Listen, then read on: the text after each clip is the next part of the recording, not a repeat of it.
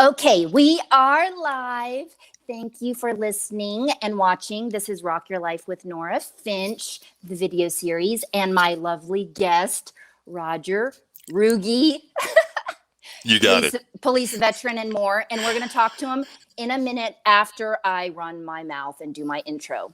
Okay, so this podcast is based on my 20 plus years in holistic wellness and how to stay mentally fit based on my training in the self-defense system of Krav Maga. I am also a mental readiness coach and I specialize in first responder wellness, and I do that through videos and different things you can check out on my website, rockyourlifewithnorafinch.com. My shows focus around not always on first responder wellness, but mindset training, free thinking, mind, body, spirit therapies from an Eastern perspective, and many spiritual traditions, as well as the philosophy of Buddhism and human psychology, blah, blah, blah. Many other things. I do not claim my opinions, and suggestions are the way and is for everyone. But more so, I hope it is a way to help others find their own sense of the truth. And Rodger agrees with me. I know this. Okay, so much in common. Okay, so if you want to listen further, we're going to have to do more than one show because there is just so much to talk about. But we are going to talk about today, go over some areas for those interested in advancing their skills and being more prepared for the industry, outside the box therapies, outside of things of prescription drugs to provide long lasting results. If you have sleep issues or other health concerns, breath work before going to a rape call, 3-minute meditation or examples of.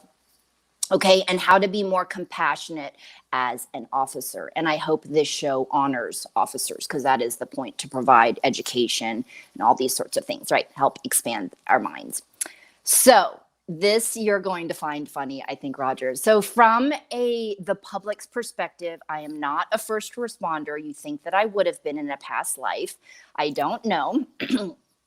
Okay, so this is funny as shit. Okay, so I grew up with my dad, I think I told you already, who was just only in the Army for 18 months. And then my stepdad, mom's remarried, was in Air Force, okay? But as a child growing up, I did view the world under authoritarian leadership, meaning parents and society, cops, are authorities, teachers over me. So if I'm getting pulled over, I'm going to jail. What am I doing now? What'd I do?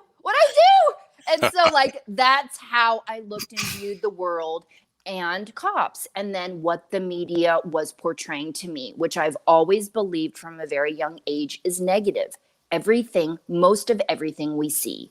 And this is what I talk a lot about, whether it's drama, gossip, feeding, the porn industry, these things that we see that I feel like keep us down and repress us as a people. So being a social activist, I've always felt like that. But I was led by that sort of a role, my dad making decisions for me and things like that. So it wasn't until I probably about 10 years ago, right when I was learning self-defense, I was like, I always am getting involved with first responders and law enforcement. How do they deal with their stress outside of drugs and alcohol? Because that's what the media and America shows us. That's how you deal, cope, manage, gambling, sexing, all these things, right? Okay. Long story. So I was like, I wonder what they do. And then public would talk shit about how cops were, stereotype. And I always just felt bad. You know what I mean? Do you want me to say what it is? Cops are drunks and beat their wives. Like those are the two things. And I'd always feel not feel good. And I was like, I wonder if they know about energy work. I wonder if they would know about meditation. No, because of the culture. So that's the story behind that as the typical public person. Okay, until I started learning self-defense, and then it changed everything. And then I got over my fear of guns. So I was like, oh, this is just, how would I even think a gun would just go off by itself when I'm not even knowing how a gun works? Okay, so, and learning how to shoot. So Rodger, so you as my guest, who I picked that is from this background, all the stuff that we believe in, and I believe we both know and agree that a huge part in personal achievement, understanding the importance of a value system, we said for life, and even if it's meaning to guard your flock, which I love that, because people that aren't spiritual or organized religion, right, we can talk about that. Okay, and your passion for holistic health, and I think being a black sheep in the industry, and how you encourage other people, like, don't just believe us. I think that's a huge part. Neither one of us is saying, like, this is the way you should do it. There's something wrong with you if you don't. What are you thinking? Or, you know, anything like that, or even thinking you're a badass. Sometimes I feel like even in personal growth, right, or the martial arts world, like, people think either you're showing off or like you're better than them because you have an enhanced skill, which I like it that you brought up baton work. We can talk about that for a minute. You were talking about in class about how you were showing them like how to make use of the baton because of your martial arts training, right? And okay, so who are you? 20-year veteran. Tell everybody. Well, my background in the law enforcement world, I have done just about every job you can do in the law enforcement culture. I was, on street crimes, which focused on gangs and prostitution, street level drug sales. I did a lot of patrol, of course. I like to work in the high risk neighborhoods. That's just where I felt most comfortable and alive. I was on SWAT for a few years and did that. I worked my way up to the lead assault position. I was a field training officer. I was my department's training manager.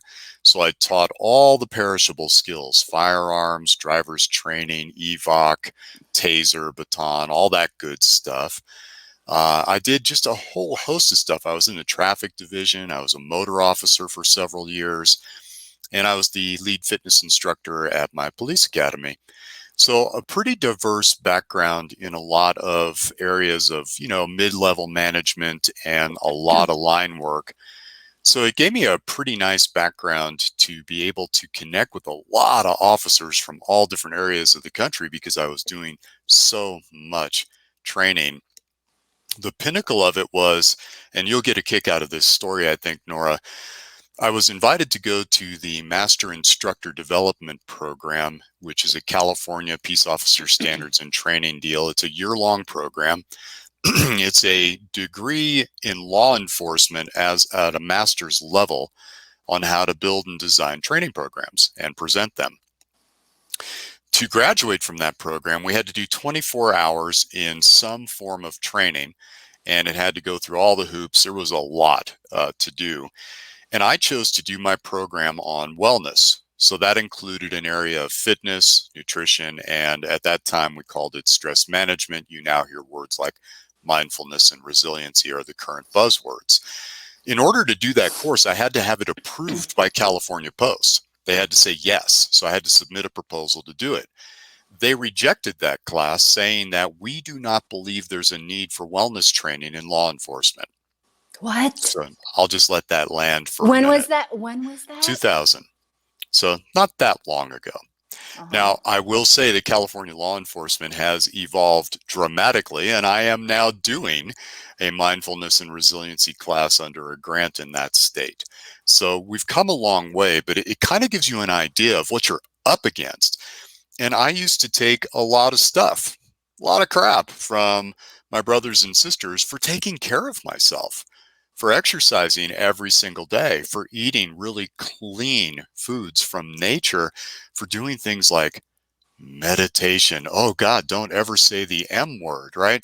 So when you say I was a little bit of a black sheep, I definitely stood out, and that created a number of things. The first one was curiosity. Some people were curious. Like, we might go get a cup of coffee at a restaurant while we're working, and then they'd kind of look around, look over their shoulder and then lean in and whisper, "Hey man, about that meditation stuff." So there was some curiosity, but the negative side of that fence was many people didn't trust me, that somehow becoming peaceful in my body, mind, and spirit was going to compromise my ability to serve on the street, which of course the exact opposite is true. You're going to be a pussy. Exactly. You're going to start lighting candles and rubbing patchouli oil on your feet and voting Democrat. Dear God, no. Wearing And Birkenstocks. yeah, yeah. Oh, the next thing is you'll smoke dope. Everybody just kind of lost their shit around that. And I found it amusing, but at the same time, the stigma to be able to step into these areas that are kind of outside of the cultural insular box, and it's a pretty small box. You step outside of that, you're suddenly suspect, says a lot about the need for evolution within the community. Okay, good. So I know I talked really fast in the beginning. Do you have any comments about what I said with how we, as the public, some people might look at law enforcement? And I do not blame the public in this at all. They have been programmed and conditioned through various forms of media, whether that's media being generated out of Hollywood or social media or even our news broadcasts. What we are attracted to is drama. And nothing Right. is more attractive dramatically than first responders. And people especially are fascinated with law enforcement. I mean, look at the number of shows, movies. There's so many. It's always one of the most fascinating things. So they tend to paint that culture into this certain light. And for example, if the media highlights an officer doing something inappropriate, let's just say use of force is the deal, and it's an inappropriate use of force. Someone is being injured and their resistance has stopped. It's clearly excessive force. Well, that's going to make the news every single time. And the problem is that's the predominant story you're going to see on the news. So your mind says, well, look, all cops are like that. They're these brutal, excessive force thugs that are just trying to, and it's just so not true, because for every one of those you see, there's probably 100,000 beautiful acts of service that are taking place that don't make the news. And then we look at the Hollywood side of the fence. It's always, that hero who's going to go through the hero's journey, get the crap beat out of their body, mind, and spirit, and then walk off into the sunset alone. No one with them, completely depressed, but I'm a hero, thank God. It's not like that. You're talking about human beings. And when you really want to see the truth of it, check out the number of suicides that are taking place in first responder communities every year. And you'll realize these are people that have a deep desire to serve and that are not doing well because of the lack of support. And that's why, again, another reason too that I'm doing this, because all the previous suicides I've heard about and then the increasing. So I think people just waking up to, because I really feel like it's almost like older generations not rely on media information, but they do. So I hope some of the newer ones, because there's so many ways now to get information, that you aren't just trusting that. So I think people just knowing, like, don't just because of what you see. And then we can talk about too, just really briefly, like if you want to, the current state or over the year, what's been going on. If you think, I don't know to say that there's anything new, like new towards like the way people look at cops, but maybe some people might say it's worse, like thinking negatively, you know what I mean? Like the Well, defunding the police and everything. yeah, and all those things, police are constantly reforming. I've Mm-hmm. never known a time in my career or prior or since where police departments are not constantly reforming policies, procedures, adapting to new laws, changing with social constraints. That has always been there. So Mm-hmm. police are always looking to reform. Mm-hmm. One of the things that occurred to me, and I'm just going to backtrack for a moment, because if you're curious to learn what the other side of the fence looks like, take advantage, if your agency offers it, of going through a citizen police academy. Or if they offer it, ride along with an officer for a shift. You're going to Mm-hmm. begin to see the humanity that these people bring to service to community. And ask yourself this: if you're questioning the valor of law enforcement, the ethics, and the integrity, ask yourself Mm-hmm. this: would you run toward the sounds of shots fired? Because Mm-hmm. they will. Would you still respond to a call for help from a person who is your biggest detractor, hates you, spews hate and venom, and that person calls 911? Guess what? They'll still come. Mm-hmm. This is a service that most would be incapable of providing. And at times, somebody slips through the system and they should not be there, but they do.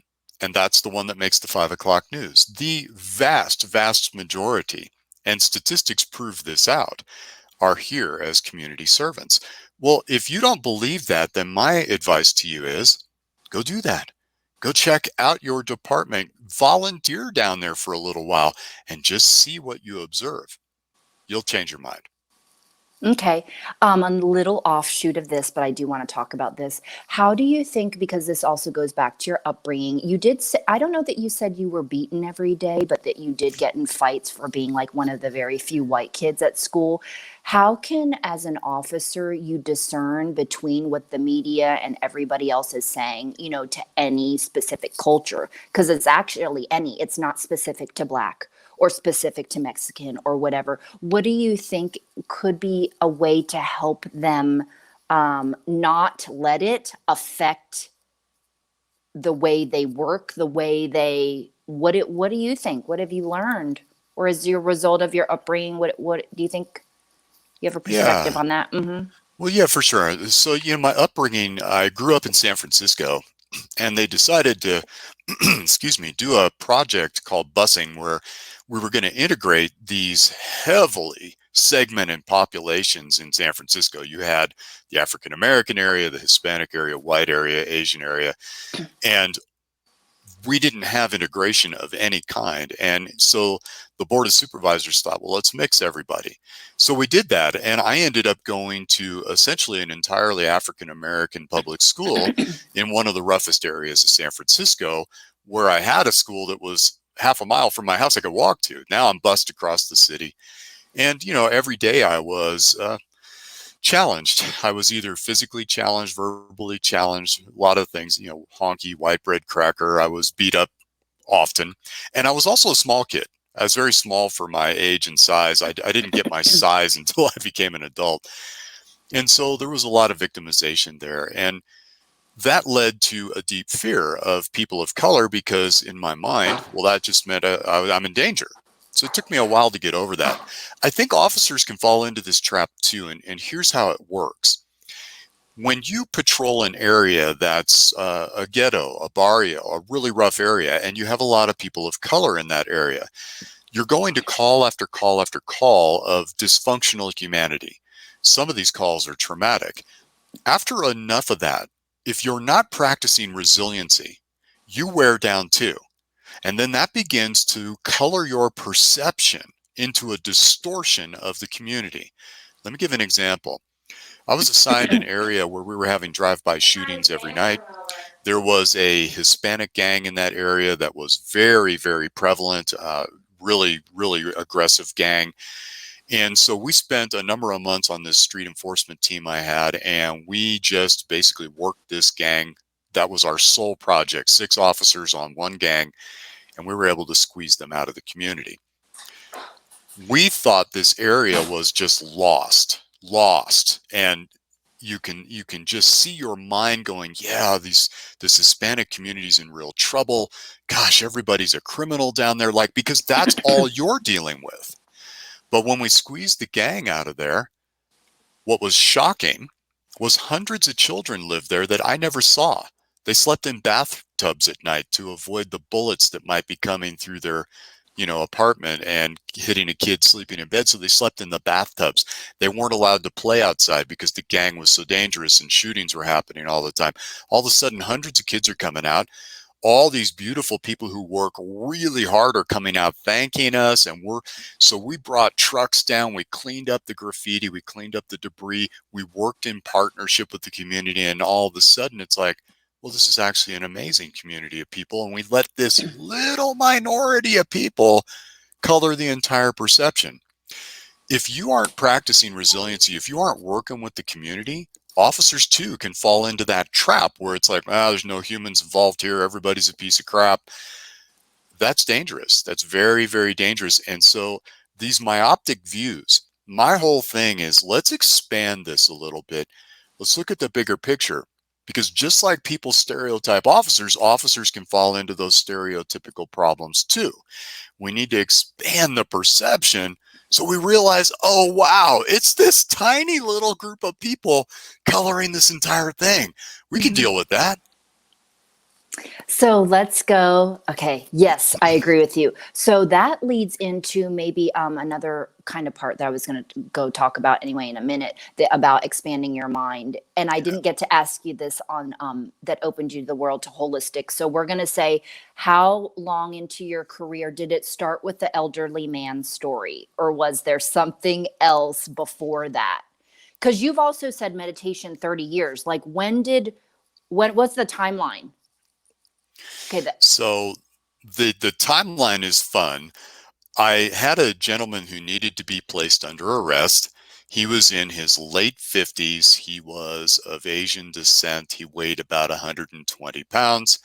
At that time, I weighed 200 pounds. I was bodybuilding. I was very fit and strong.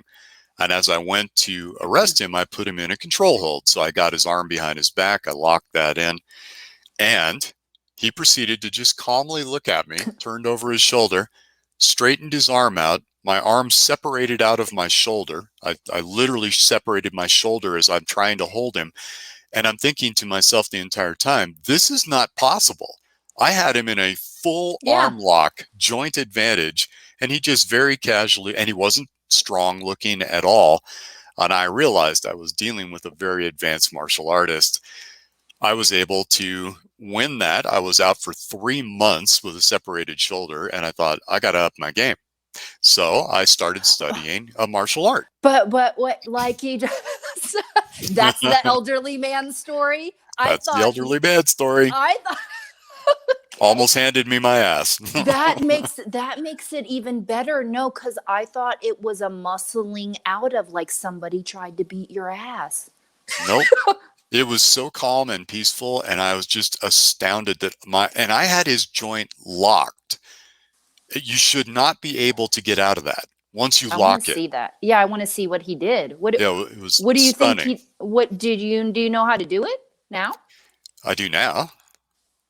I want to see that. Yeah, I want to see that done. How do you get out of it then? It had nothing to do with mechanical advantage. It had everything to do with his channeling of the internal energy system of his body. Well, can you do it? Yes. Can you show it? No, can you It can't be shown. It can only be experienced. Okay, I want to see that one. I believe it. I just want to like know and how and whatever, and probably with not much effort. Like, do you think it was just like a minute? Like a minute? Like it was seconds. It was just seconds. He just started to move his arm in a certain way, but it wasn't the movement of the arm. His internal energy was just so strong. He had spent a lifetime cultivating it.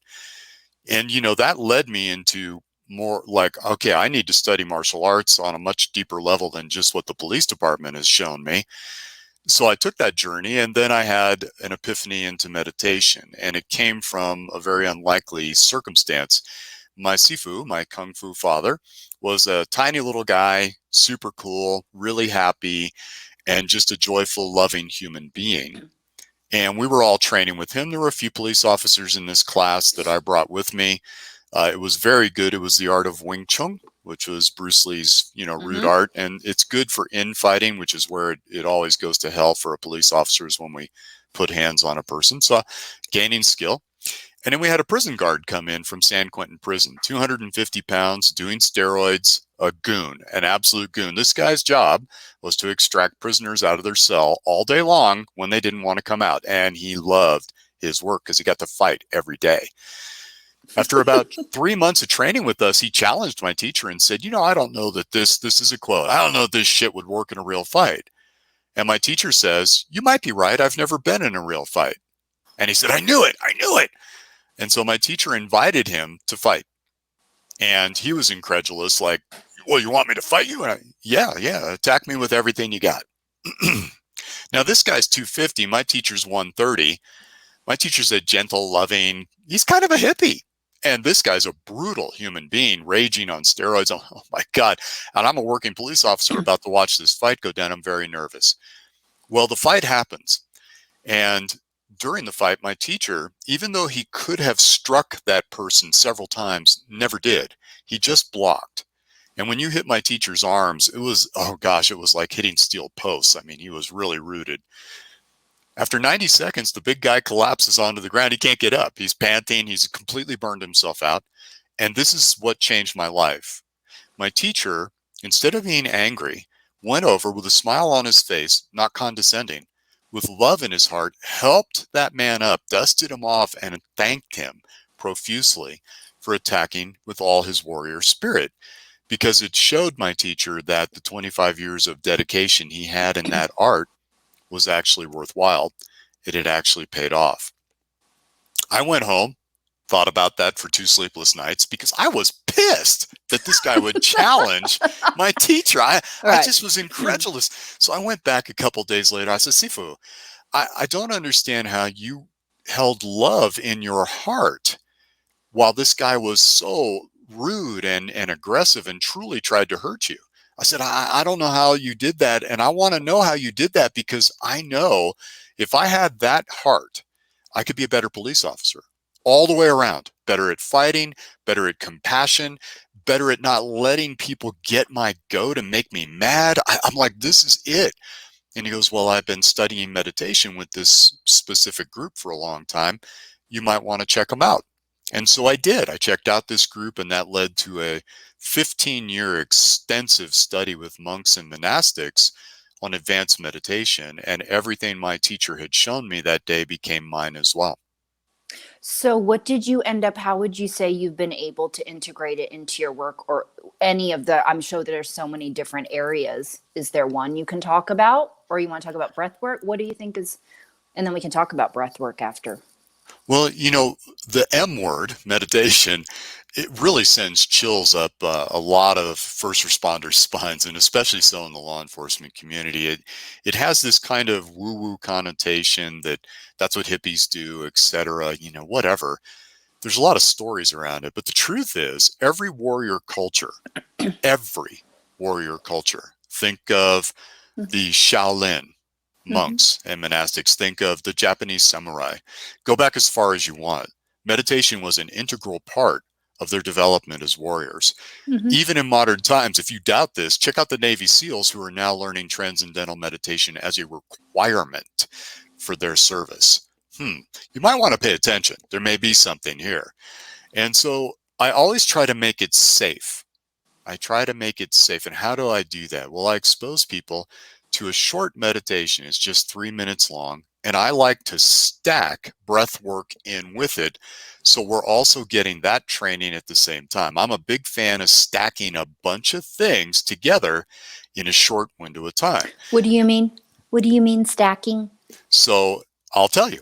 Let's do this. I'm going to give you an example of what you can do right now, folks. So if you're not driving, try this. If you are driving, play it back later.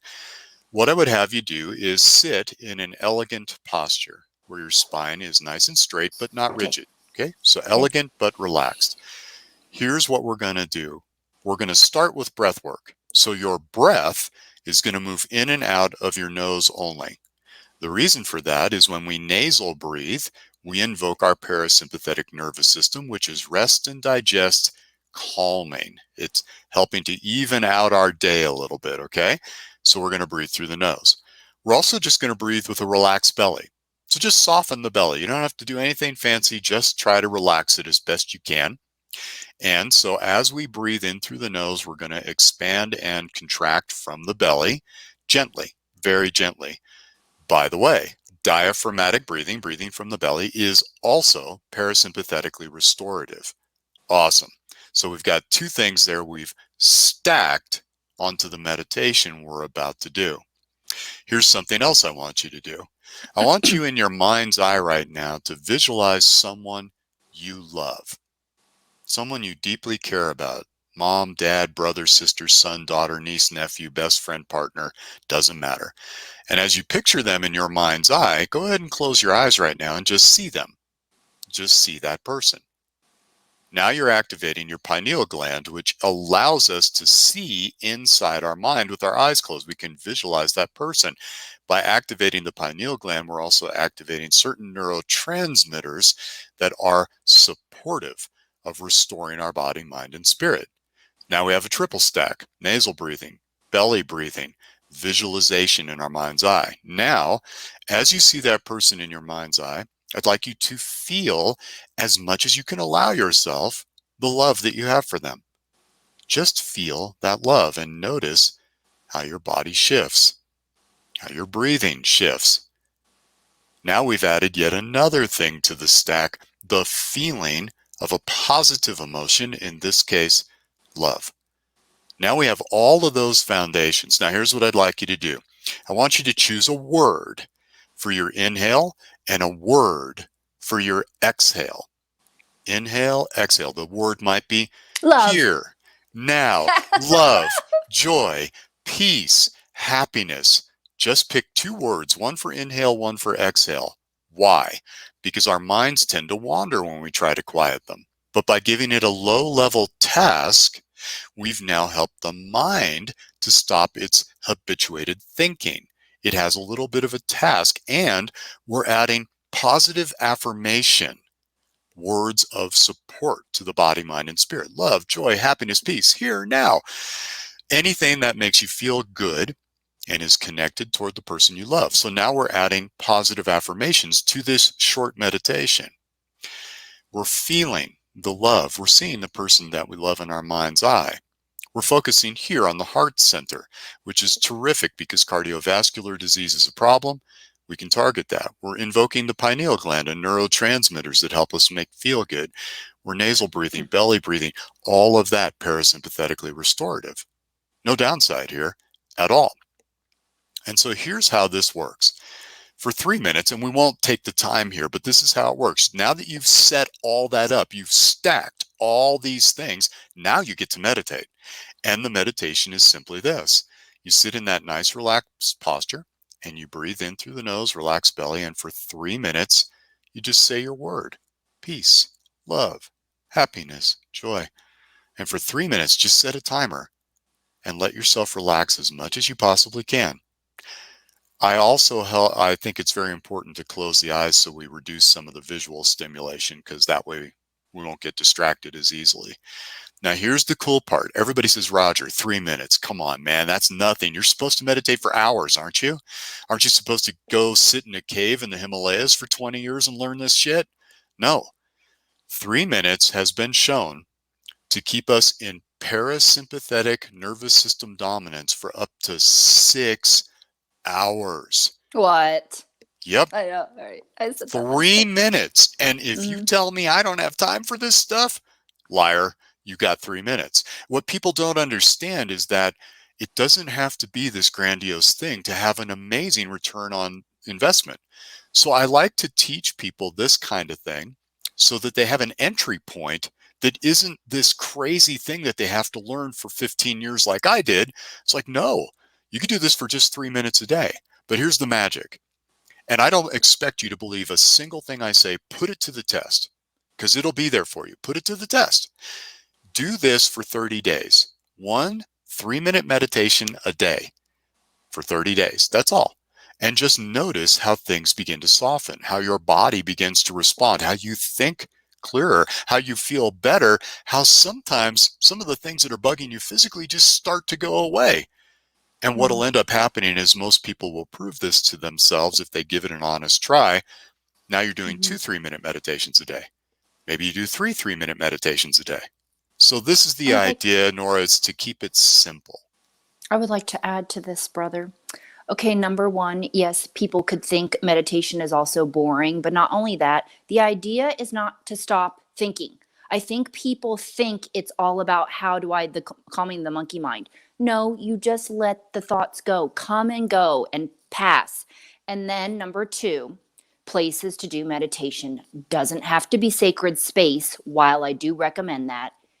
Sitting in front of the computer, close your goddamn eyes. You're sitting there, whatever, all day. You can do it.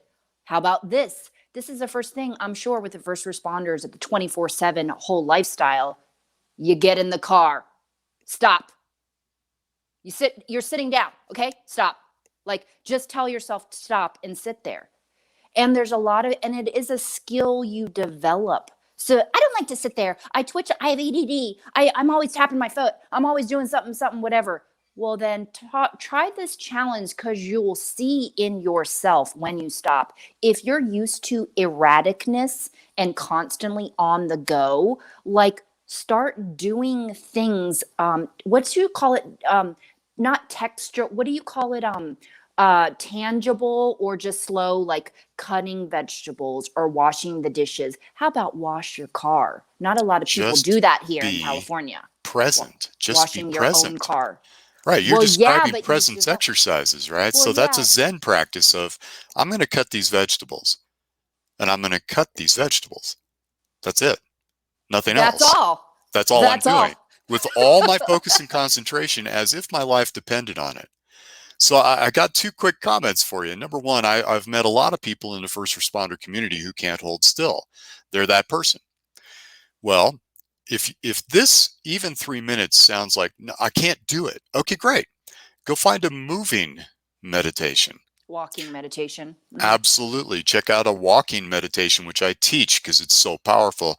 Check Mm-hmm. out yoga, and check out specifically yin yoga or restorative Mm-hmm. yoga, which is very calming, but you're Mm-hmm. engaged in something. Check out a martial art like Tai Chi. And not all Tai Chi is this flowery, hey, let's all feel good. The one I study is a serious martial art right now. It's Mm-hmm. just floating my boat because I like to move too. But the second thing I want to say is, if you're that person who can't slow down, that's okay. Just know that the end of that road is Mm-hmm. disease and a dysfunctional body and mind. It's guaranteed. You cannot sustain a sprint for your entire life. Well, people have to learn in their own ways. I think, though, ultimately, because I have the vault of 50 different things, I'll find something for you.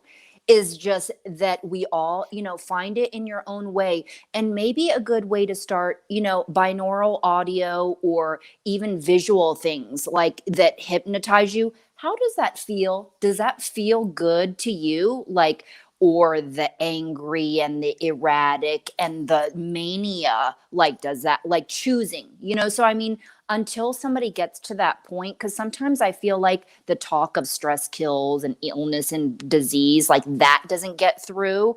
But there, I don't know, it's just, I think, knowing what we know now to kind of describe it to somebody, like they just have to, in their own way, it could just be listening to the show, find their own way. But let's move on so we can talk a little bit more about stuff. So while I would love to talk about why you got into this, and maybe I don't know if there's a reason other than, back in the day, like the 30s. I don't know, whenever you were in the academy or when you wanted to start doing this. Um, is it beyond, like, was it wanting to serve, like you wanted from your heart to, give back to the world and community and help? Number one, why you got into this? Yeah, One of the reasons? Okay. there's a number of reasons. I mean, my whole act of service to community was really when I finally came into some strength and size and I began to study martial arts and do different things. I started to realize that I had an opportunity to become a protector of people who were like me, who weren't strong enough to protect themselves. So those childhood experiences for Okay. sure crafted me into wanting to give back in that way. Okay. Uh, but not from a self-righteous standpoint, just from, I could actually help with this. And so that felt good to my heart to do that. The evolution into all of these now, amazing areas that I've cultivated myself was, I had a desire, a burning desire to become the most complete warrior I possibly could. And so I started looking at other warrior cultures from the past and just saying to myself, well, these people had achieved certain levels of mastery that I think would fit very well into the modern warrior. In fact, I think it's essential because we're breaking physically, mentally. We're not doing well as a culture, not at all. I mean, you look at suicidal ideation, lifestyle disease, the average officer is going to be dead within 5 years of their retirement.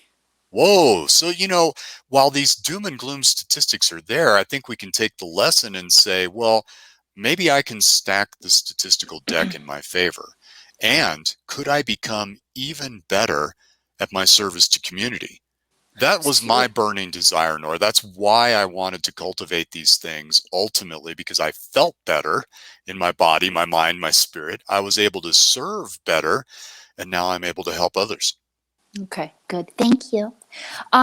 Let's go into this. What do you, so your peers or anybody else in the industry that either has had thoughts suicidal or maybe thought that they were going to, or whatever that situation, do you think it's really just a culmination of everything? Like it was because not only they weren't prepared, but not feeling appreciated, not just PTSD, which we didn't even tell people's story about that. So just so that they know, of course, you went through that as well, and or I don't know to say still have it, but uh, did the peers or the people did these people talk even just with you about their inner struggles?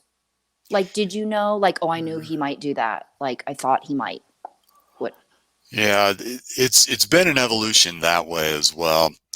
Um, the culture is so fearful of saying that they're struggling.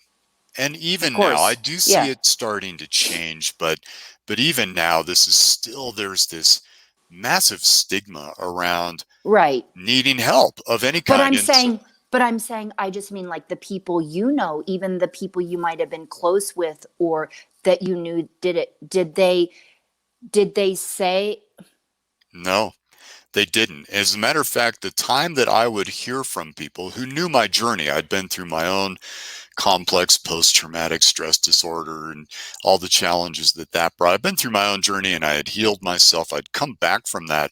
But even then, they still wouldn't admit it. And the only time that it would happen was when they were one step away from breaking, or more likely, they broke. And now they're seeking some information because the rabbit's out of the bag there. It's one of those deals where now I can't hide it anymore. I better get some help. is that And and oh, that's what you did though? Like afterwards, then you felt free to be like, yeah, that yep. was me. I didn't care anymore. I just didn't care. If people were going to judge me for taking care of myself and helping other people, that's on them. I just stopped caring about what other people thought about me. Needing this work to be done was more important than any of that. So I was able to But let that go. But man, the pressure's heavy. you didn't make an attempt on your life? I was trying to kill myself every single day for about Oh, that's 5 years. that's all right. And the way that I was doing it, I wasn't consciously trying to kill myself. This was a Right. subconscious deal. And the way I was doing it was I changed, I shifted. I went from a person who followed policy and procedure, was really by the book, very officer safety conscious, to essentially reckless. I was jumping calls, running into things without waiting for backup, arresting people without waiting for backup, etc. And subconsciously, we figured this out later through therapy. I was trying to go out in a blaze of glory because I was in just so much pain at that point mentally. So the interesting part was my department recognized the behavioral shift in me and decided to give me awards and commendations for becoming super cop. Okay, Hmm. that's how it was. I mean, I'm not mad at them for that. None of us really understood what was happening here culturally at that time. And, we're talking about 25 years ago now at this point. We've come a long way since then. And now we recognize, oh, this behavioral shift might be something else. But I have to Hmm. tell you that to step up and admit you have a problem when you are the problem solver of society, and then your peers are going to look at you in a way and maybe think you're weak or whatever the story is going to be. It's a particularly hard thing to do. Hmm. And I think a lot of first responders, like, oh, they might be like, well, I don't have any problems. I don't want to kill myself or whatever it is. It's like you still are seeing things through your eyeballs, right? You are observing, which goes into your subconscious, which we're going back TV. Why do they call it TV programming? So you are still observing, you are still holding in the cells in your body. That's why acupressure is recommended to expel it, by the way, people. So it doesn't talk therapy, energy work, Reiki, all there's many things out there. That's why, like we were saying, even you're not going to meditate, you're not going to do yoga, you're not going to do all these things, but you might go do that and you will feel. And you know, another thing, because I know that pain, you know, being stored in the body, it's like, why does that hurt and why am I crying? Like rubbing right here, the liver, which holds anger. That's another thing, people, if you look into Eastern medicine. Like I would just even rub on myself, or when my chiropractor did it, who is, they're very underestimated people, would rub on that and I would just bawl my eyes out. And I'm like, she's all, I'm not pressing that hard. I'm all, what? And then when it releases, and then put the power of intention. That's why that book, I was talking about it, The Power of the Subconscious Mind. Like you just talk to yourself and say there's no pain, and you just, it just, that's how, when you start learning, you know, about these things. Now I'm sidetracked. What were we just talking about? Well, I Not like your recognizing. sidetrack. Yeah, Yeah, I not like your recognizing. sidetrack. Here's how we can beat this not recognizing thing. Okay. Mhm. If you don't want to out yourself to your employee assistance program and a culturally competent police psychologist, more on that in just a second, ask some friends who knew you 10 years ago, 15 years ago, 20 years ago, how you've changed. They'll reflect what you have not been able to observe, and it will shock you. But I'm a bigger fan of going to a mental health professional. It's free in virtually every department across the country, and meeting with a police psychologist twice a year. Mhm. Not for any problem, but Mhm. just to chat about what's been happening, just to have a baseline so that they can spot something shifting in you. Early intervention is the key. You go to the doctor once a year to get a physical. You go to the dentist a couple times a year to keep your teeth from rotting out of your head. Why wouldn't you get a mental health checkup too? It's And a no one will cultural know. it's a cultural thing. That's why we're worried about eating organic and everything. I want to say, like, do your best, but check your mental health, because Yeah. those things really, though, do exist, like broken heart syndrome and all that stuff that people like die from. Look at you spent your whole life trying to eat organic, though, and you know, roided out. How do you know, though, those people at the gym, right? They're not on gear. They're not on gear, on roids, and they're doing other things, and they're living off of their protein shakes and whatever, and then being abused by their old lady. Well, you had So mentioned something else that I think is super important, Nora, and that is find your jam. Find your jam. When I work with people as a coach, for example, there is not Rodger's way, and Rodger's way is the only way. By the way, anyone who says their way is the only way, they're trying to sell you something. They're full of it. mhm. Here's my thing: experiment. Just do your experimentation, and you can do this quietly. I did. I did it very quiet. No one knew I was studying advanced shamanic work with a Vietnam veteran who happened Love to be a that. fifth generation Apache shaman. No one Excuse, knew that. excuse me. Yeah, I just did it off to the side, right? So the point is go experiment. Go experiment with these different things until it's like going to a restaurant. You got this really great menu and there's all these things on. I'm going to try that one. Mhm. You'll find your fave. And it's you, it's unique to you. But until you do that, and if you don't get ahead of the curve, you may have to do what I did, which was reverse engineer that healing. That's a lot harder to unwind than if we're proactive in the beginning and we find that thing that brings balance to our body, mind, and spirit before we break. And then maybe Mm. you won't even break. Let me ask you this, though. Some people have to learn in the hard way. Do you think that was you? Yeah. School of hard knocks, man. I had to beat my head against the wall till I finally figured out, oh, you can actually get ahead of the curve on this. But again, I'm not looking to cast blame here. That's just my program. It was how I was raised. It was how the culture taught me. I bought into the party line until I realized, oh, this isn't working. I need to Well, do something else. do you think, in a way, though, because you were blessed in all those situations, like you said, you were winning, getting back into it. But and we don't have to go deep into the story, but I do. Okay, so in those ways you were blessed because nothing happened to you. But I think it happened to get through to the way you needed to see it, which was that car accident you said. Basically, we'll just say that as a result of the PTSD and everything, you pictured your daughters there. Do you think, like, sometimes I want to, like, that's enough to say that to somebody, right? Do you want that to be you? Like, right? Do they want that to be their wake up moment? Right. I wouldn't want that to be, right? Yeah. And that scared, Oh, don't you think that scared you? it's terrifying. It's absolutely terrifying. And what we don't realize, we can look at my event, which was pretty dramatic. I did see my daughters in this car. They weren't in the car. I had a perceptual distortion. That led me into a whole bunch of challenges. And here's the thing. An average person throughout the course of their lifetime who is not in a first responder community will experience 1 to 2 traumatic events in the course of their life. 1 to 2, that's about average for most human beings. A police officer, a firefighter, a paramedic, an emergency room doctor are exposed to 500 to 800 of those traumatic events throughout the course of their entire 20 to 30-year career.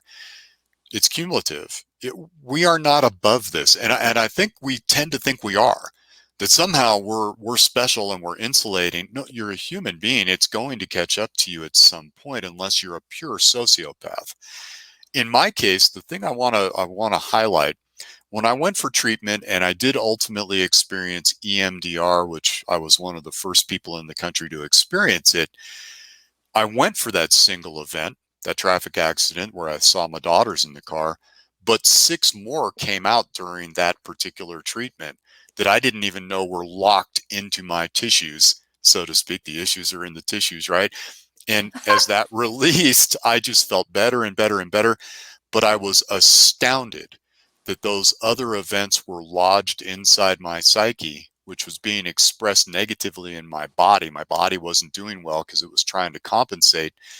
I didn't even know they were in there, Nora. And I think that's the most important Mm. lesson, right? You don't know what necessarily has stuck, but it is beginning to alter you, to change you in ways that are very subtle, and they come so slowly that you don't even recognize the changes that are taking place. That's why outside resources like a competent psychologist who sees you a couple times a year as just normal baseline, they can spot those changes early. And I'm a big advocate for that. So another going on that though, another whatever positive or reassuring note. You said it didn't take you very many sessions.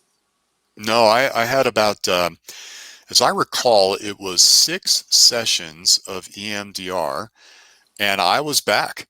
I Mm-hmm. was back. I just felt good. My body began to heal. Isn't that interesting?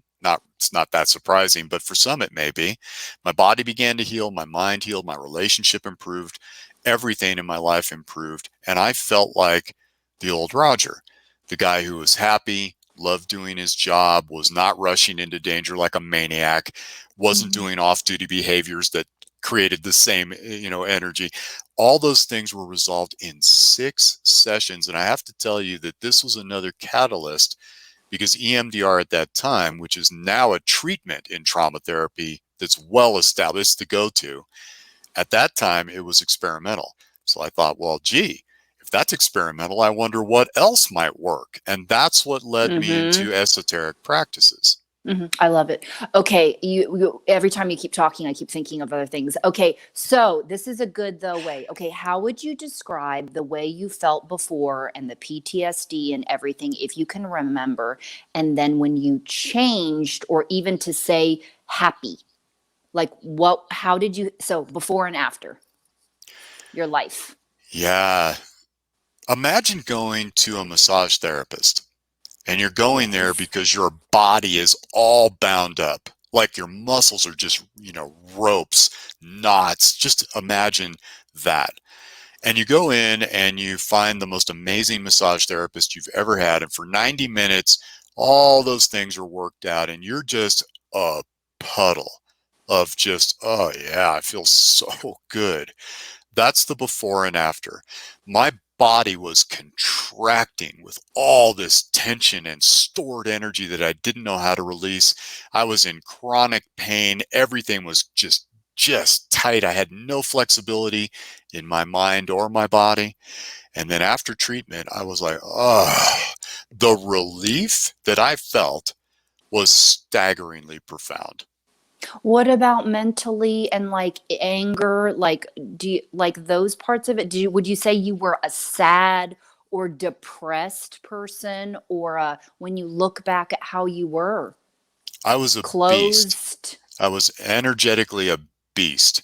So like raging, aggressive all the time? all the time, looking for it. Come on, bring it, man. I'm going in the barrio today. Let's take this on. No problem. Hoo-yah. Just super aggressive. Okay, the alpha male sort of a thing, or whatever you Yeah, want to call it. obnoxiously so. Like Uh, I'm going to war. Hoo-ah. mhm, And afterwards, it's like the peaceful warrior emerged. mhm. Just, Okay.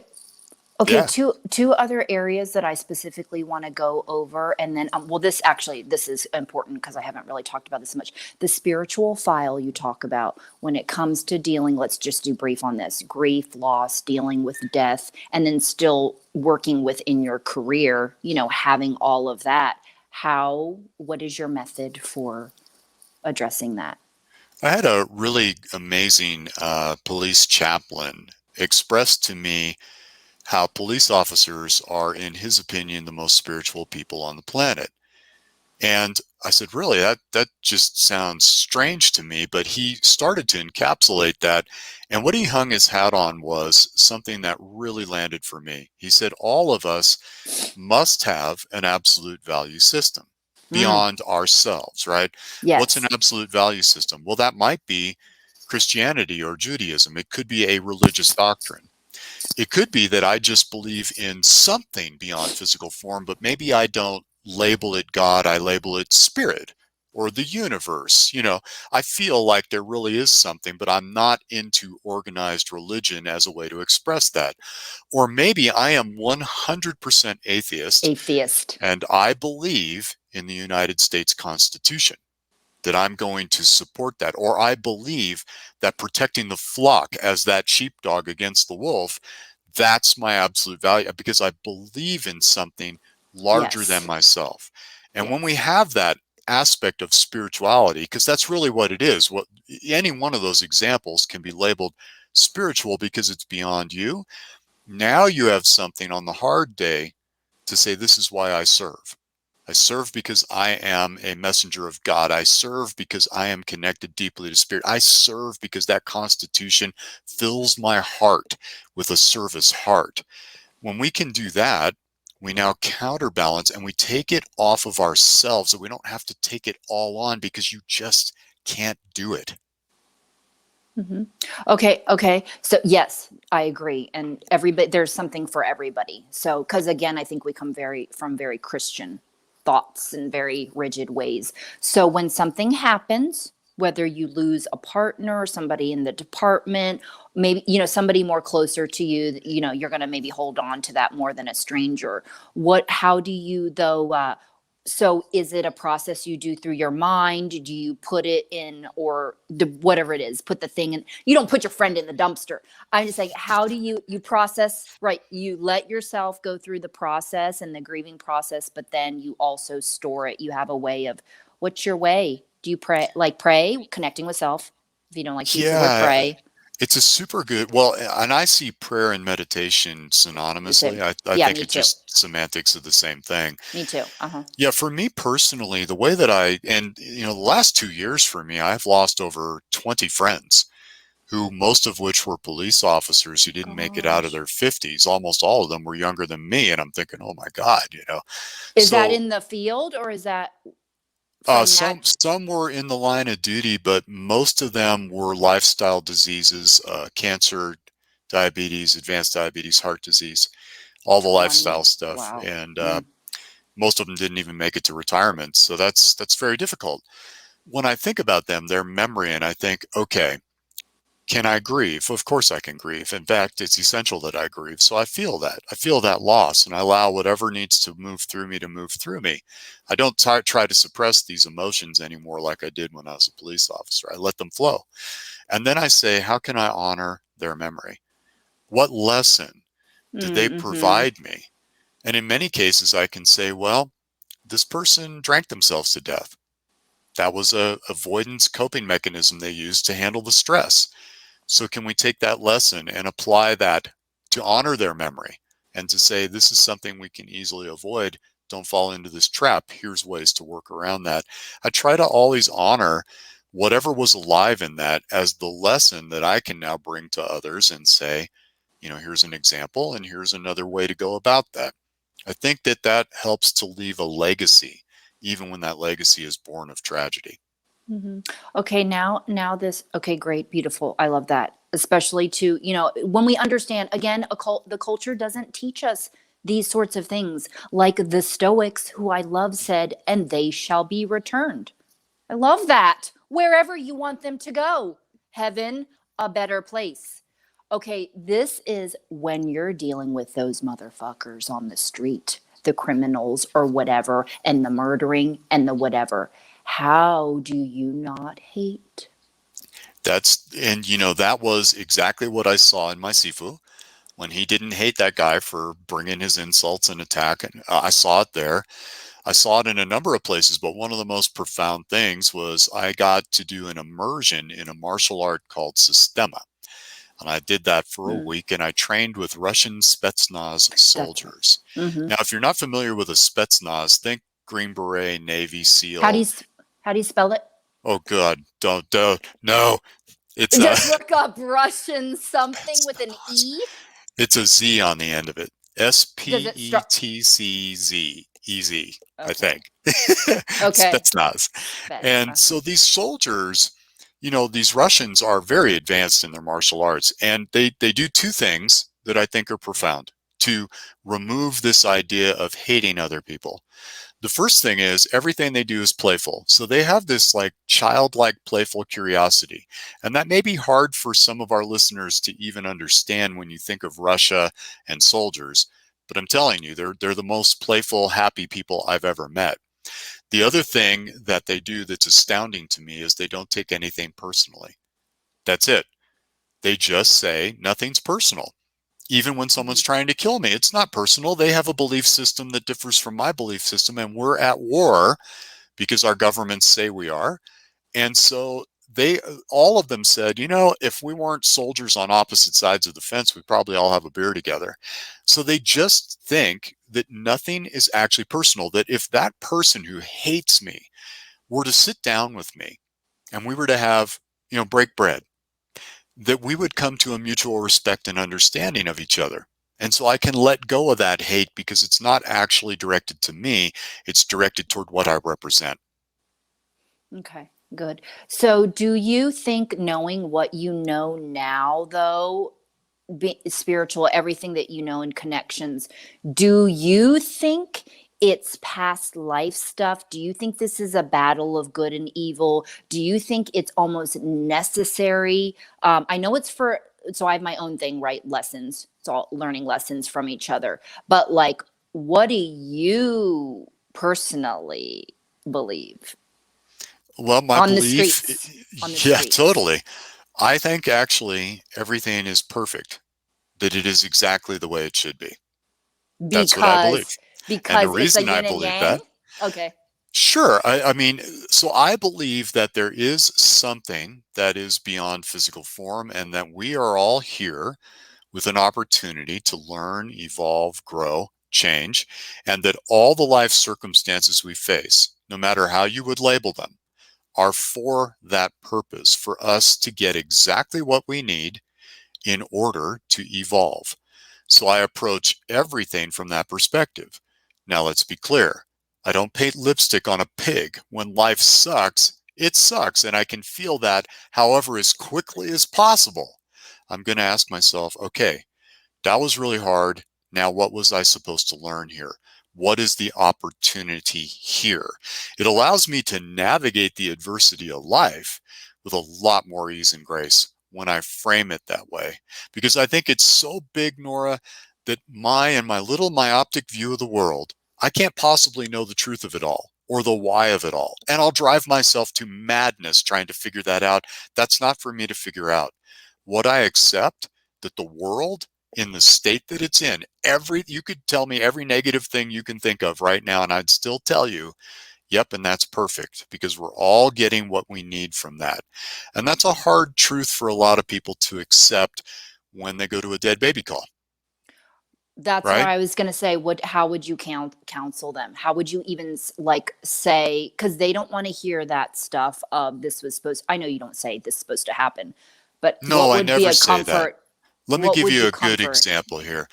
In my community, we had a young lady named Polly Klaas who was Yeah, kidnapped, of right? course. I remember that story. Uh-huh. Yeah, so Polly, horrible, right? Kidnapped by Richard Allen Davis, sexually assaulted, murdered. And I think she was 12 or 13. She's very young. Mm-hmm. Yes, I remember. Okay. So, Rodger, what good could have possibly come from that? That's just a nightmare. That guy needs to die, you know. Okay, I hear you. And I'm also here to tell you that Mark Klaas, Polly's father, could have never imagined that his creation of the Polly Klaas Foundation would save thousands of children from a similar fate. I'm not saying Polly's murder, sexual assault, kidnapping was a good thing, but good came from it. Mm-hmm. Lessons were learned, new energy was created, new directions were created that ripple forth today as well, many decades after that event. Mm-hmm. Wow. If I can understand that as a truth, that all Mm-hmm. things bring with it the equivalent seed of opportunity and growth, Napoleon Hill's whole Mm-hmm. premise, can I say, okay, this is really hard. Now, where's the opportunity? Because for sure, Mm-hmm. everyone involved in this can get something from it if they look for that truth. That to me is my faith. That's where I hang my hat on, even on the hard days, that all of this is actually perfect and I'm getting exactly what I need. That's how I'm Yes. able to navigate. Yes. And I think I don't have an explanation yet for why those sorts of things happen the way that they do. I don't know like who decided that with the past life thing. I'm talking sexual assault, murder, like the way things happen or torturous things. I don't know. And suffering. I don't have a reason for that yet. Have you studied Yeah. anything with that? Well, I don't know that there is one, other than the opportunity it creates. That's the big challenge in everything. And it's really hard when you That's sit there and so. think, why would a all-seeing power, an omnipresent power create this horrifying crap here? At the end of the Mm-hmm. day, if we have not really stoked our resilience, if we Mm-hmm. haven't worked on that, then that's when those things come and we can't bounce back very well. We can't Mm-hmm. navigate them very well, and we certainly aren't going to grow from them. We're going to remain mired in Mm-hmm. that victim mindset that the world is screwed up, everybody's messed up. We stop looking for opportunity. And when we do that, that's game over. Your body's going to shut down, your mind's going to shut down. You're going to have some serious challenges with that, as opposed to saying, yeah, this is real. And what's the And and? and maybe not staying stuck. I think that's a lot of stuff where we just run with the idea like we're so like, well, why'd they have to get more murdered? Why'd they have to this and that? And you just go like just you have to just slap yourself in the face or just say stop and just the next step, the next. Otherwise you and then hopefully your friends and family are noticing, okay, let me help you move through this. And I know there's also, because again, cultural things people could say differently. I don't think anybody's situation, and I don't also like saying it's a loss because they're always with us, right? Is that something other than not like, let me know if I can do something for you. More so, can I walk your dog? I'd like to make dinner for you. Like those sorts of things. And then after the 2 week mark, I've also heard people saying people stop asking after that, like how you're doing after like 2 weeks That's or something. probably I don't about know. right. Right? Like Uh, that's it. Oh, you must be over it or something like that. Oh I just no. ask one question, always one question, and it seems to be quite magical. And the question is super simple. How can I support you? That's it. Mm. Okay, that's good. You I you like that. tell I'll me. think of You something. tell me instead of me trying to solve your problem, be the white knight, I'm going to take. No, because I don't know what Simple. you need. I just needed to talk to you. Right. Awesome. Could you walk Right. my dog for me? I'm having a little trouble cooking some healthy meals right now. I'd appreciate it if you bring me by one of your Yeah. amazing meals. You got it. Yeah. Done. Can you tell my work I'm not coming in for a few days? And Right? maybe Like I that's what can't needs to even. happen. You got to take a little mental health break and Yeah. restore yourself. And why is that a problem? It's not a Yeah. problem. Right. I'm going to sit in my closet with the lights off. And I kind of like that idea. Right. Black Again, room. why not? What processes that out of your body?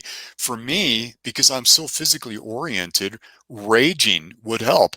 So one of the things I did was I got a baseball bat and a heavy bag, and I taped the heavy bag up. And whenever I Mhm. needed to rage, instead of keeping it pent up like I used to, I went out there and beat that bag until I couldn't swing that bat anymore, and I'd just collapse onto the ground. And Yeah. I'd feel like $1,000,000, and it took 5 minutes. Yeah. Yeah. The tombstone stone pad. Find I your like to way. recommend. Yeah. Okay, so let's end up. I think we're good. Just one last topic, because and the reason I'm bringing this up is holistic health is our mind connection too, which let's close with talking about love.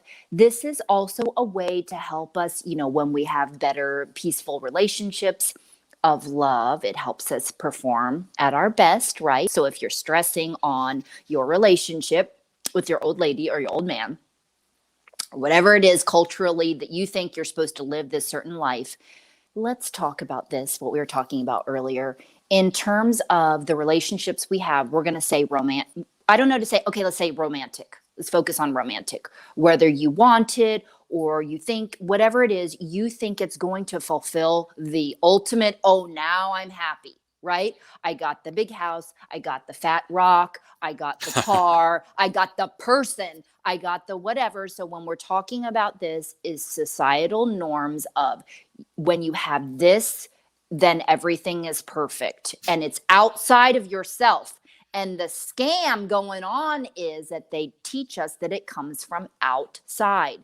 That's a part of what we don't realize, the attachment to worth, because a lot of our people before us have told us these sorts of things, but I feel like they didn't know, like there was no explanation. You got to love yourself. You should do this and this. And when you're happy inside, you can be happy anywhere, but you don't really understand it till you're working on yourself.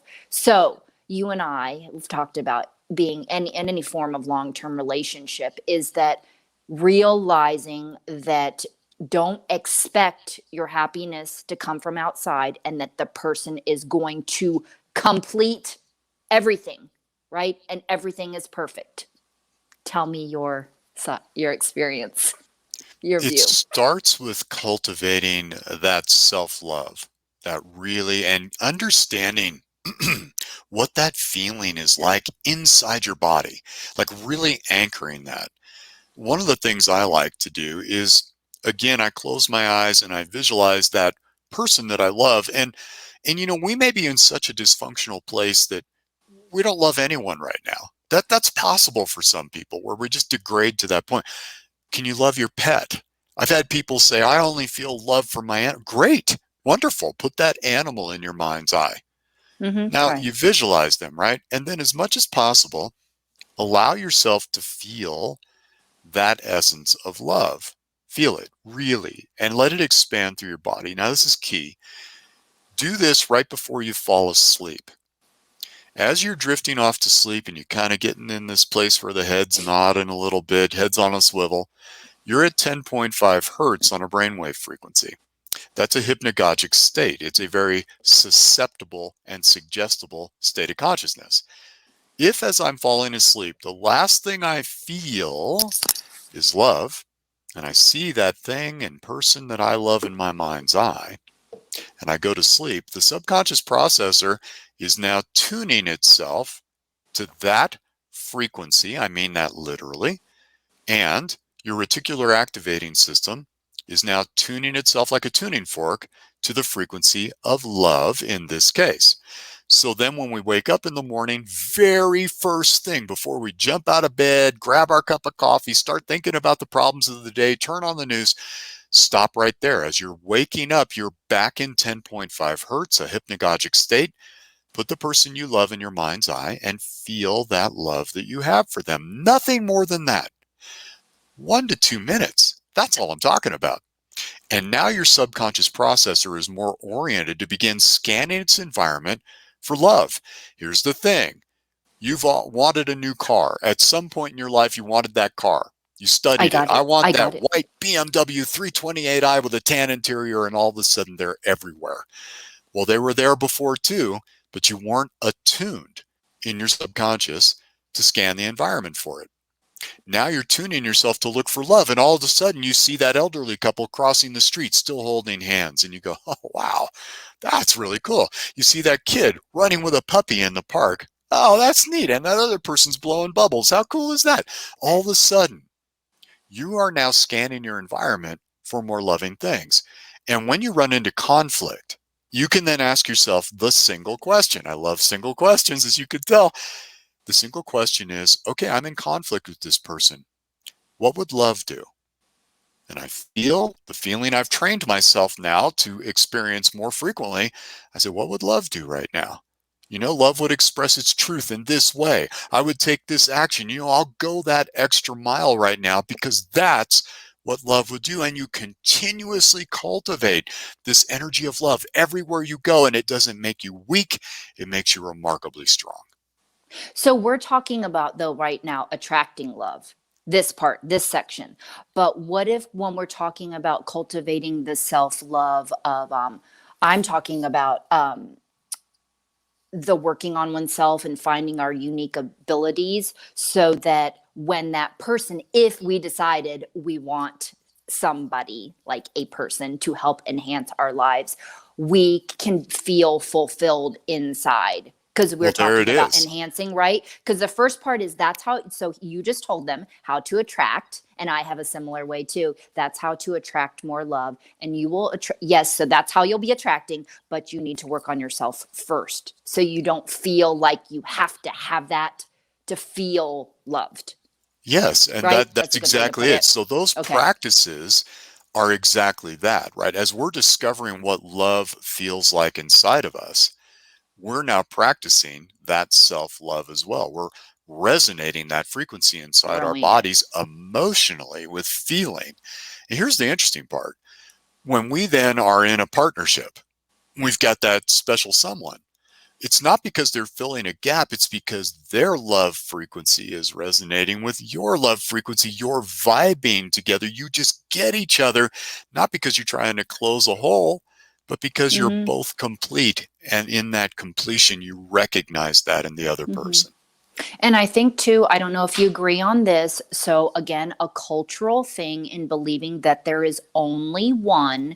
And then the thing that I want to say about that is that I think that we can be compatible with a lot of different people, but we have contracts with certain ones depending on our soul lessons. Some people are meant to just have kids with that person, blah blah, then they break up and move on. So there's different sorts of things. So again, culturally, and I also feel like it's a choice. People like to say, or whatever, as human beings we're not meant to be monogamous. Sometimes I do feel like a better way to put it is like that we choose to be, or with one at a time, or however that you want to put it, like that. Okay, so yes, anything more there on love? Just we didn't talk so much about, and we can talk about that maybe more about how to integrate being more of a compassionate officer. So how about let's just close with the before a rape call breath work. Is it similar to what you kind of, once they've developed that initial baby step of the 2 words and then the way to do it, is there something else that they can do specific for for things like that, calls like that, rape Yeah, calls? there's two key things. Number one is when you are encountering someone who's having some challenges, whatever that might be in your service, right? This is maybe even a person who's done something really wrong that you got a little standoff with them. Ask yourself, okay, if this was my mom or my dad, my brother or my sister, my partner, my friend who's having this kind of a bad day, Would I do anything differently right now? Now, I'm not asking you to sacrifice officer safety, not at all. But what I am saying is, what would that level of compassion, if this was someone I cared deeply about, how would I react or interact with them now? That's one aspect of it. So really kind of planting that in my mind of, this is someone I care about. What am I going to do? The second thing is getting ourselves into the right state of consciousness prior to taking a call. So let's say that we do have that rape call, and maybe we just came from booking the most obnoxious drunk we've ever had to deal with, and now we got to go to a rape call. Oh, great. Okay, I'll just go over there. Well, tell me what happened. We're not in a place of empathy and compassion that that person deserves. I mean, they've been through a really traumatic event, and here we come to try to take a police report, do an investigation. And what if on the way to the call, we practiced nasal breathing and diaphragmatic breathing, or we moved into heart rate variability breathing or blood pressure variability breathing, and we calm our central nervous system. We let go of that last call of the argument we had with our partner before we came to work. We let go of all that, and we become fully present, very centered and grounded, very peaceful, so that we can then come in and take that rape report from a place of compassion, empathy, and service instead of dragging all that other stuff through the door. That's why the 3-minute meditation is I so think powerful. If we could just reset, in between calls. I that's think it. that's the thing. And that I can't, the fact that I was going to end with love and now I'm talking about this, but basically I think, yeah, just developing a skill and a practice and not being hurried. And if you still enjoy your work, if you're over and done this, and you're not going to want to learn other skills, you're not going to want to whatever. But I think just having, yeah, a reset button or a mindset, or like you can teach them about anchoring positive thinking, something to do, because this type of work is intense. I think because I talk to a lot of people, like just even sometimes I'm like, do you know you're doing good work? Like, do you think this is good? Like some of them, either it's not a service or they're calling and it's just a job. I'm all, do you, like really step outside, like from, because again, I don't, as a community, that's why I laugh. It's like a cult. Like we don't ever see them unless they're in the uniform. So here in Sacramento, it's like at Raley's or getting coffee or something like that.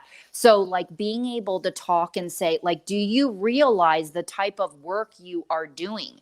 I don't know that you do. So like reset between calls, taking care of yourself, caring of what's going on, and knowing though the work that you are doing, like this is deep and intense, and take care of yourself. Take That's it. care. And Take just care. don't make it a stigma to take care of yourself. And I am seeing the culture shift. The younger officers that are coming in are willing to say, yeah, this is a job and I do a very good job while I'm here, but when I'm not here, I let that go as best I Yes. can. I'm also seeing younger officers saying, whew, that's kind of a heavy call. I think I want to go talk to EAP, and it's Mm-hmm. anonymous. No one knows. They just go do that because it's part of their thing. Or I talk to a peer support or a chaplain or whatever it is that I can let go of some of that burden. I'm Mm-hmm. seeing the culture shift. The folks that are still at kind of that midpoint in their career and heading toward retirement, they Mm-hmm. tend to see this new generation coming in as weak. And I am of the opposite opinion. I think that they've got it right. I think they're really in a place to excel. And I'm hoping that this means that in another 20 years, we're not Mm-hmm. having as many of these conversations anymore, that the culture gets it. Mm-hmm. Well, and I think too, we need to say it out loud. Like this profession is needed. Like I always laugh at the firefighters. I'm all, I don't want to do that shit. I'll chase a cat out of a tree. But like, you know what I mean? Like these industries, like it's needed, and not enough gets said to the public about how much paramedics do. So keep, like, maybe have a plan for yourself. That's why a coach or a mentor would be good. Hey, I'm going to do this for what, 5 years, whatever. Then I'll exit out and use one of your other skills you've learned that we talked about, because they have lots of other skills. Uh, Well, right? I'm What a would, big fan of the coach mentor. I typically have 2 to 3 people in my life at any given time that act as those roles for me. Mm-hmm. Because even though I've done a lot of work, I still have my box, and maybe it's a little bigger box than most, but still a box, and I have blind spots.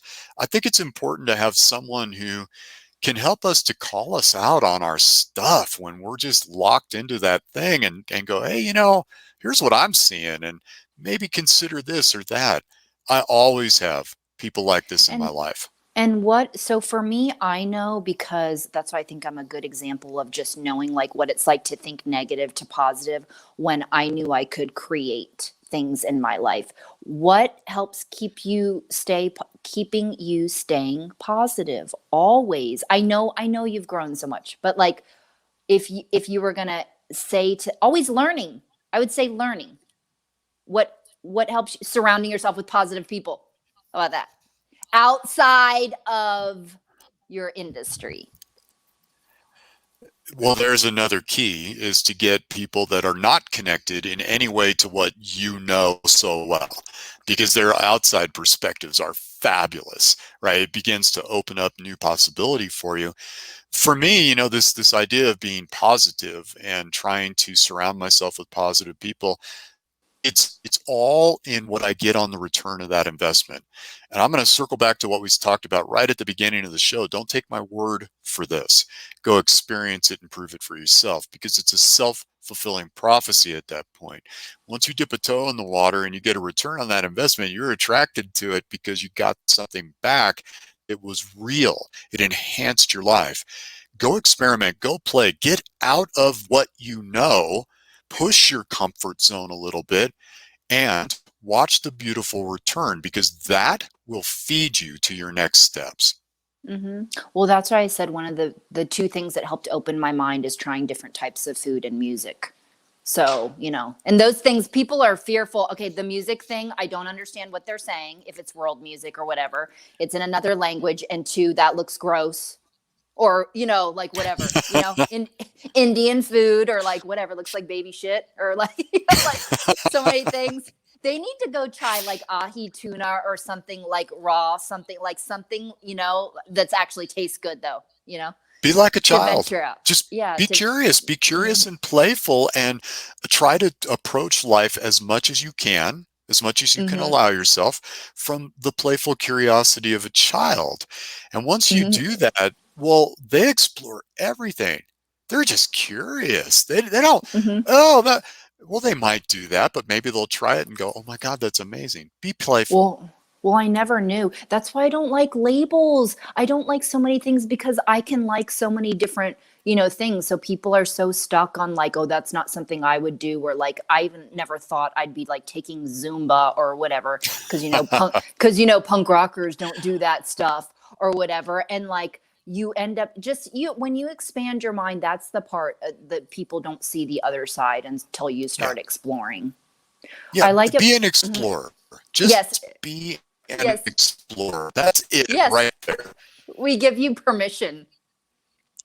Yes, go, Okay. and really, honestly, if you're worried about judgment of others, you can go do these things anonymously. No one has to know. Just go play and figure it out, and then once you find your jam, cultivate that.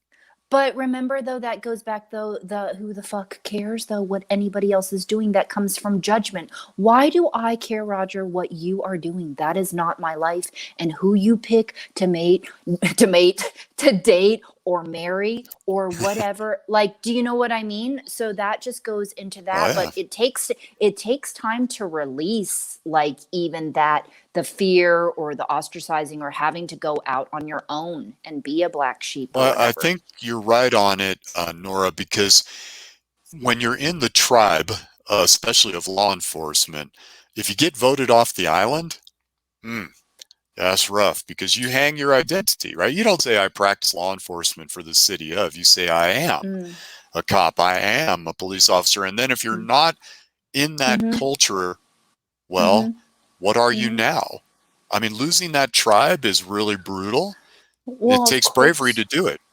Of course, sense of belonging. That's why you find it elsewhere. Because I know if you say you're not going to go to the bar, you're freaking square and whatever. Or if you say you want to go home and read a book, But guess what, though? Like, why do you even care? I can be the designated driver.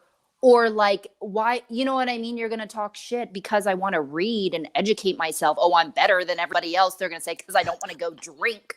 Like, do you know what I mean? So, yeah, you But have to that's go very walk real. out on a limb. Yeah. So, yeah. So Yeah. you need to grow some balls, pick up your big girl panties, and say you're not going. So you need to man up and handle your shit. Yeah, speak and honor your truth. Really, speak and honor your truth. And Right. if you It's don't, just that's a choice too, but make the choice consciously. Because we're right. not. We're just lockstep with the culture. And then we've kind of fallen into the same trap that all Mm. groups fall into, right? It's group think, Mm-hmm. it's group speak. We get stuck and you can't expand. You're going to stay stuck if you only view life through that lens. My whole Mm-hmm. thing is try on a few different lenses. You may like them, you may not I like love them, that. but just try it. Just try it. And don't fear because it's all false. That's my favorite acronym, right? False Yep, evidence appearing real. I like it how your face absolutely. has been distorted throughout the video, and now the last 10 minutes is like, can you see it on your end when your face gets distorted Oh from the no, I've looked reception? perfect through the whole Oh, thing. good. Oh, beautiful. You damn narcissist. And that's for another show that we'll have to talk about. Okay, so contacting you, you mostly use LinkedIn. Yeah, I've let Okay. go of most social media because I started getting harassed by some people who were anti-police. So I just made them irrelevant and I went to a more professional place. So you can find me on LinkedIn under my name, which is Rodger Ruge, RODGERRUGE. So I'm always there on LinkedIn. You can also email me personally, roger@herotalk.org. And yeah, those are the two easiest ways to get a hold of me. I do professional coaching, especially I love working with first responders. I've got a herotalk.org podcast where we kind of dive deeper into some of the rabbit holes we've been kicking around today. And I love to help. So if I can be of service, if I can point you to a new resource, don't hesitate to reach out. This is what I do. Okay, and then we are also going to mention for those of you as an idea for the podcast, loved ones of first responders definitely can value, and they do. They are a large part of your audience. So I just wanted to bring that up again for those of you listening, especially my Facebook people. Yeah, very Okay, important, right? The people who yeah. love their first responder see them suffering, and that first responder doesn't know or is unwilling to seek help. It's another place. Your show, shows like mine, and others are offering modalities that may help get that unstuck. So Yeah. never hesitate to reach out. If I can support you as a loved one of a first Mhm. responder, this is not Mhm. limited to just first responders. Okay. So I would like to close with saying that definitely we are giving permission for people to seek outside alternatives, outside of pop culture, which we are helping evolve because that's a huge part of what it is. All these spiritual traditions, all this Eastern medicine that explains what the conventional does not, right? Because that's a lot of it too. It's just what they know. I'm not Yeah. blaming. I think we can work alongside. We do not believe an essential oil can fix a broken leg. I know you agree with me on that. We respect both. Yeah. So we just have other options of we have found tools to help manage ourselves, and we want to share it with others because we Yeah. know, and it is true, the body knows how to heal itself. Ask the Native Americans. Like, people have been doing it. It's just a quick fix, and it's really just, do you want to put in the effort? Just like relationships, right? Like, do you want to? And so, yes, self love, that will be another show. Again, I love talking about that. So, thank you for listening. Again, this is Rock Your Life with Nora Finch. I hope you enjoyed this. And I am mostly on LinkedIn, yes, on Facebook, Spotify, Pandora, all different types of shows on how to stay mentally fit. So, thank you, Mr. Rodger, and stay on the call. And we will see everybody next time. Thanks, Thanks for everybody. listening. Take good care.